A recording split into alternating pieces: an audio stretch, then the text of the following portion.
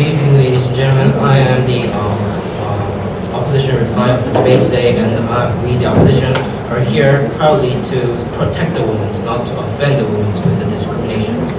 Now, firstly, I will go over the clashes and talk about the points the opposition have missed during the debate today. And before I go on any further, I will first like to say that the cat is cat and dog is dog. And just because cat wants to become dog and dog wants to become cat, can't be dogs and dogs can't be cat. And that is just something that we cannot change. And that is just the truth. We can't do anything about. And the same thing is here, can be applied here. Now, to our first clash about the main clash I have found over the debate today was first about the discrimination issues and second about the national security issues. First clash was about their first clash.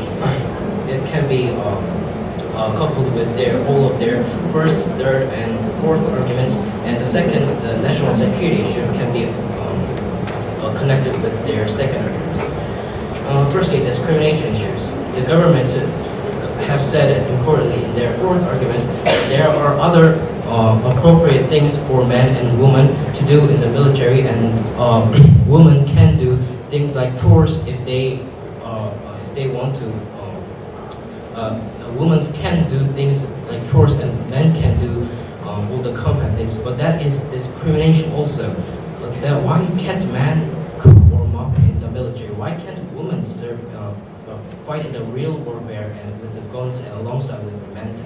They are obviously contradicting their own sides, and also, as was said in our third argument, we have said there are women doing work and many of them have been raped and sexually abused. There have been myriads of cases where women were abused since women were allowed to serve in the military. Yes, we do agree that discrimination is a bad thing, but should they go through all these risks and being raped and abused just because they don't think it is right to be discriminated? Is this how they should be really treated for serving for their nations?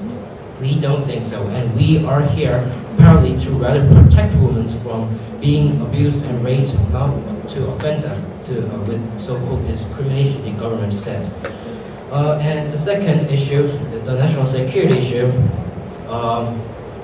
can be connected with their second argument, which is that the more soldiers are needed for the nations today, and more soldiers are needed for the national security. Yes, we do agree.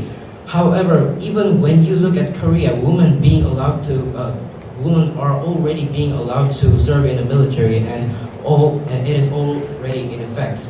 They can sign up for it if they really want to and go and do all the works they have to do.